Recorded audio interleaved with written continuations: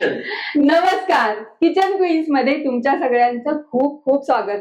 सध्या आपण आपल्या किचन मध्ये ना वर्षभर टिकणारी वेगवेगळ्या प्रकारची लोणची दाखवत आहोत. आणि अमृता, तुला माहितीये का, आपण जसं वेगळ्या भागात जातो तसं तो पदार्थ करण्याची पद्धतही बदलते आणि माणसानुरूप ना त्यामध्ये थोडेसे बदलही होतात. अगदी खरं मनीषा. आणि मला हेही माहिती आहे की तू वराडातली आहेस. आज असाच एक झणझणीत वराडी लोणच्याचा प्रकार मनीषा आपल्यासाठी घेऊन आली आहे. पण थोडं आपल्या स्टाईलनी सांगूयात. नाका तोंडातून धूर निघेल इतकं झणझणीत वराडी वर्षभर टिकणारं कैरीचं लोणचं होईल एकदम भारी. वाट कसली बघताय मग, चला करूयात घरच्या घरी. आपण वर्षभर टिकणारं कैरीचं लोणचं घालतोय, त्यामुळे कैरी निवडताना थोडीशी काळजी घ्यायला हवी. कैरी जी आहे ती थोडीशी अशी कडक हवी, मऊ पडलेली कैरी नको. आणि कैरी जी आहे ती थोडासा, कैरीचं जे लोणचं घालतो आपण ना तेव्हा आंबा थोडासा हा आंबट असायला हवा. पण तोतापुरीचं खूप जण ना तोतापुरी कैरीचं पण लोणचं घालतात, पण त्याला तो आंबटपणा येत नाही. आता ह्याला थोडासा आंबा कैरीचा हा आंबट हवाच, म्हणजे चव ना छान लागेल.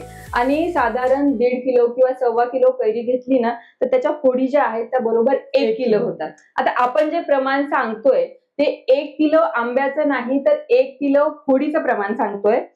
बाजारातून कैरी आणल्याच्या नंतर साधारणतः 2 तास ती पाण्यात भिजत घालायची. पाण्यातून उपसून घेतल्याच्या नंतर काय करायचं, एक स्वच्छ कपड्यांनी, कोरड्या कपड्यांनी ती पुसून घ्यायची आणि कैरी फोडून आणायच्या. ठीक आहे. फोडल्याच्या नंतर काय करायचं, त्याला आपण जेव्हा कैरी फोडायला जातो ना तर काय होतं, खूप कचरा लागतो. त्या आणल्याच्या नंतर ती स्वच्छ कपड्यांनी परत एकदा पुसून घ्यायची. कैरी फोडून आणल्याच्या नंतर ना साधारण ह्या 1 किलो फोडीला 1 चमचा हळद आणि 1.5 चमचा मीठ लावून त्याला असं जाळीच्या भांड्यात ठेवायचं. दुर्डी असेल ना, दुर्डीमध्ये ठेवलं तरी सुद्धा चालेल. म्हणजे काय होईल ना, पाणी सगळं निथळून जाईल. पाणी निथळल्याच्या नंतर एक फॅन खाली तुम्ही 2-4 तास फोडी ठेवल्या ना की त्या फोडी थोड्याशा कडक होतील, मऊ होणार नाहीत. आणि खाताना ना थोडस कडक कैरीचं फोड घेतली ना की ती खायला मजा येते. ते वाळवण्याचं एक कारणही असतं की पाण्याचा जो अंश आहे तो पूर्ण त्या कैरीतून निघून जाईल. आता ही झाली सगळी कैरीची फोडींची प्रोसेस. आता ह्यासाठी जो लागणारा खार आहे तो कसा करायचा ते आपण बघूया. इथे मी काय केलेलं आहे, पॅन गरम केलेला आहे आणि त्यामध्ये साधारणतः 100 ग्रॅम मोहरी आपण फक्त काय करणार आहोत, गरम करून घेणार आहोत. ह्याला हलकसं गरम करायचंय. हो, हलकसं गरम करून घ्यायचं आहे, जेणेकरून डाळीतलं जे मॉइश्चर आहे ते सगळं निघून जाईल. अमृता, आपली मोहरीची डाळ गरम होतीये तोपर्यंत तू तेल गरम करायला ठेव. आता 1 किलोच्या हिशोबाने ना इथे साधारणतः 1 पाव तेल लागतं. आणि तेल वापरताना तुम्हाला सांगू का, शेंगदाण्याचं जे तेल आहे ना त्याने लोणच्याला खमंगपणा हा अधिक येतो.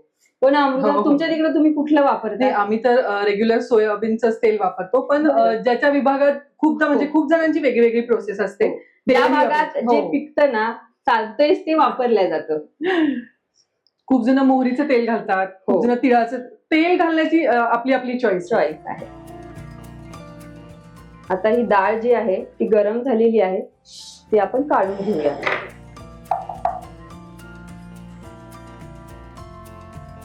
आपलं तेल तापत आहे तोपर्यंत आपण काय करूया, मसाला तयार करून घेऊया. आता वऱ्हाडातलं झणझणीत लोणचं आहे त्यामुळे इथे मिरची पावडर ना 100 ग्रॅम मिरची पावडर घेतलेली आहे. पण तुम्हाला जर का कमी तिखट हवं असेल ना तर तुम्ही मिरची पावडर थोडी कमी केली तरी सुद्धा चालेल. आता ही 1 किलो फोडीच्या हिशोबाने 100 ग्रॅम लाल मिरचीची पावडर, 30 ग्रॅम धने पावडर. धने इथं हलकासा रंग येईपर्यंत भाजून त्याची अशी पावडर केलेली आहे.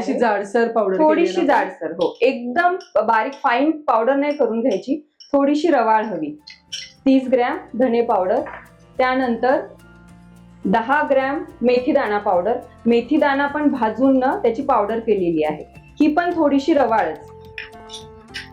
इथे चवीला बॅलन्स करण्यासाठी 10 ग्रॅम गूळ, किसलेला गूळ आहे तो 10 ग्रॅम घ्यायचा आहे. 15 ते 20 लसुणाच्या पाकळ्या. लसूण जो आहे तो साल काढून आपण घेतलेला आहे, हा आवडीनुसार कमी जास्त करू शकता. त्यानंतर 5-6 अख्ख्या मिरच्या. अच्छा, सुक्या लाल मिरच्या आपण मसाल्यात घालतो. सुक्या लाल मिरच्या. त्यानंतर 5-6 काळी मिरी आणि 2-4 लवंगा ह्या पण अख्ख्या घालायच्या. अच्छा. आपण फोडींना हळद लावलेली आहे त्याप्रमाणे हळद घालायची आहे. इथे मी साधारणतः 1 चमचाभर हळद घालतीये. हळद थोडीशी बेतानी घालायची हो. कारण की आपण ती घातलेली आहे. त्यानंतर 100 ग्रॅम मोहरीची डाळ आणि आता आपण घालणार आहोत 200 ग्रॅम मीठ. हे कसं आहे अमृता, मिठाचं प्रमाण ना एक खरं सांगते ग्रॅमनीच मोजून घ्या. हो. कारण की आपण वर्षभराचं साठवणीचं लोणचं करतोय आणि मीठ जर का कमी झालं ना लोणचं खराब हो. झालं म्हणून समजा. ठीक आहे, आता काय करू, हे सगळं व्यवस्थित मिक्स करून घेऊ. अमृता रंग वगैरे हो, मी तुला आता हेच म्हणणार होते म्हणजे की किती छान रंग दिसतात सगळे. आणि तुम्हाला माहितीये का, लोणचं घालायचं म्हणून मी मिरची पावडर पण स्पेशल आमच्या वराडातूनच घेऊन आलेली आहे. हो, थोडे तिकडे थोडी तिखट हो. मिरची पावडर मिळते. हो. मनीषा, तू मसाला मिक्स करतेस, इकडे आपण जे तेल ठेवलं होतं त्यालाही धूर यायला लागला. असं कडकडीत तेल तापलं ना, धूर निघायला लागला की गॅस बंद करायचा आणि तेल थोडंसं कोमट होऊ द्यायचं. तेल जे आहे ते थोडंसं कोमट झालेलं आहे आणि तेल कोमट असतानाच आपल्याला या मसाल्यामध्ये घालायचं आहे, जेणेकरून मसाला ना त्या तेलामध्ये व्यवस्थित भाजला जाईल. आणि सगळं तेल नाही घालणार आहोत आपण, थोडंसं 1 वाटीभर तेल शिल्लक ठेवूया आणि हा जो मसाला आहे तो या तेलात मिक्स करून घेऊया. तेल टाकल्याने काय होतं ना, एक तर मसाला भाजला जातो आणि मसाला छान मुरतो तेलात. आपला जो मसाला आहे तो व्यवस्थित तेलात मिक्स झालेला आहे. आता काय करूयात, ह्याला थोडंसं गार होऊ देऊयात आणि मगच ह्या फोडी या मसाल्यात मिक्स करायला ठेवूयात.